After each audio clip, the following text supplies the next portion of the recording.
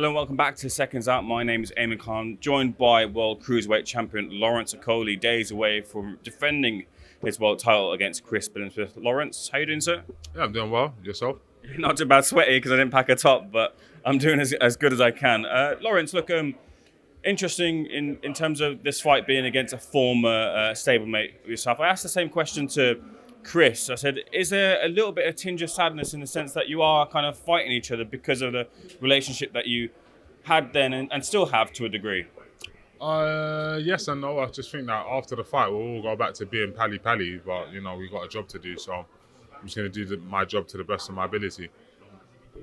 You have said that there is a mole in the camp. Can you share any more details about this and how it's assisted you, I guess? Maybe on the press conference table. Okay, so in terms of you as a fighter, then moving on from Shane McGuigan and then joining with Sugar Hill Stewart, in terms of the time that you had with him, how do you feel you've improved as a fighter, taking what Shane's given you and then adding to what Sugar's then added to you? I think it's a mix. The two styles are quite different in the sense that Shane's is very explosive, back out, it's hard to kind of define Shane's one, but it's good system. Then when you get to Sugar's one, it's a different system, but it's good in its own way as well. And I've got the physical attributes to do either one. I do feel like especially a fight like this, there's the one again with Sugar that the way we've been working and the stuff we've been working, I think it's going to pay dividends in this fight, and I think it's going to be interesting to see how Chris responds to it, because I pretty much, I don't like to say I know what someone's going to do because you never know after the first shots land or the fights flow and move differently, but just as a whole, I have a pretty good idea of what I would try, and I feel like it's going to really come unstuck with the sort of nuances that I'm going to be doing in there, and we'll see. Speaking to Sugar in the lead up to your last fight against David Light, it kind of surprised me that he said that when you came to him, he felt that you didn't quite have the basics of the fundamentals in terms of the footwork and other few aspects weren't quite there, and that was a quite surprising thing to say considering Shane's stature in the game. As being a very much an accomplished trainer, did you feel that same way that maybe the basics or some parts of your game were missing that you weren't getting improvement on when with Shane? Well, no, I just think as well. I've been out of full-time training for like a year. I was training myself and getting sparring partners in and doing all this other stuff like off my own back, but I hadn't been in a camp. So by the time I got in there with Sugar, it was maybe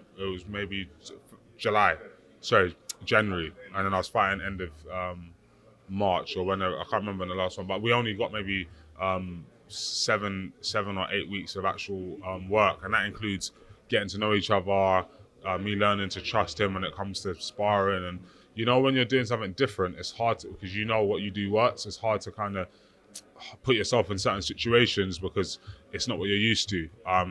But I grinded that out, and I feel happy with where we're at. Because of the nature of you two knowing each other so well, who do you feel that favours more so in the fight on Saturday? It's hard to say. I think it's one thing knowing someone and another thing stopping them. Do you know what I mean? For me, I just look at it, I kind of get away from that because you do enough film study on someone and get enough appropriate sparring, you kind of know what they're going to do anyway. Feeling it's obviously different. But I think that it's going to be different for both of us. I think Chris is going to be very, very...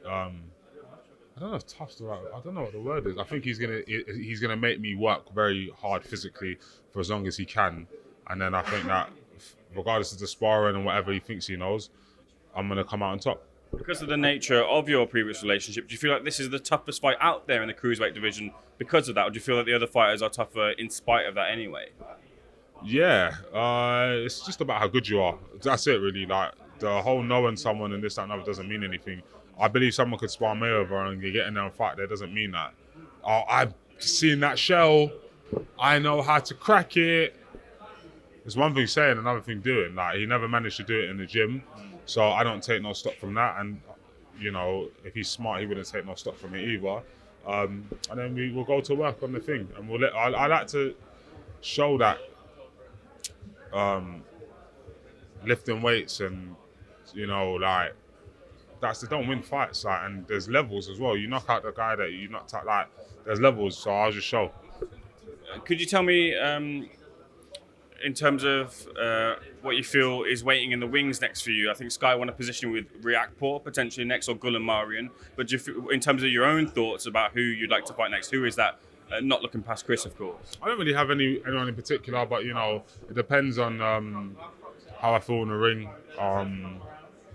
Whether or not I'm, just move straight up now or do some more at Cruiserweight. I'm just taking it one punch at a time.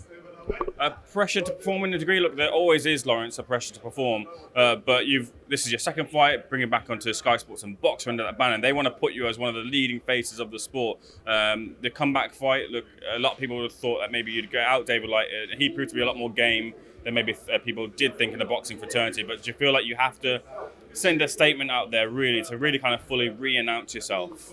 Oh, it'll be nice, obviously, but I have an opponent in there who knows how to defend himself, and if he wants to survive, he will. But if he comes out trying to have an actual tear up, then definitely I'll get a good knockout. You've got a super cool kind of laid-back demeanour. Again, in this sort of where other people might take it emotively because of the previous relationship, does your kind of just your personality really kind of help you as well, getting your mentality right for this fight? It remains to be seen on the day if my demeanour and the way I am is beneficial or not. I think if I go in with a bit more of a chip on my shoulder, F this one, F that one, maybe I get a knockout in the first round, or maybe it becomes a harder fight. But I think if I just go in and relax and do what I'm meant to do, I'll find the KO shot. No matter, like I said, no matter what happens in the ring, if Chris starts getting success early, I just know I'm gonna win the fight. However, whether it's through being more conditioned, being smarter, getting off the power shot, whatever, man, I'm gonna win this fight. I just can't see any eventuality where I lose.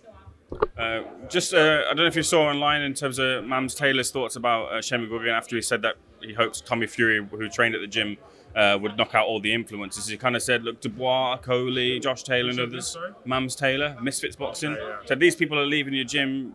Why are these people leaving your gym? You can only speak for yourself, but is there a trend of people leaving McGuigan's gym, do you feel, at all, as Mams was maybe saying? Not that I know. I didn't leave the gym because I didn't like Shane. I don't think he's a great trainer. It's just I had my own personal reasons for leaving England, and we couldn't work together. That's it. Lawrence, I'll leave the final word with you. What happens on Saturday night? I'm definitely gonna say that I believe strongly that if Chris comes to have a goal, which I think will happen eventually, I think personally that the fight will start off. He'll be very sharp, probably moving around towards my left hand as opposed to the backhand, probably darting in and out of range with loads of feints, and I'll settle him down. And once he's settled down, I'm going to get rid of him. It's a quick final thing, I apologise, but you with Sugar Hill and you looking to move to heavyweight, does that preclude a fight with you and Tyson Fury in the future? I never say never. There's no one that I feel a personal connection with that I wouldn't fight. We'll see what happens.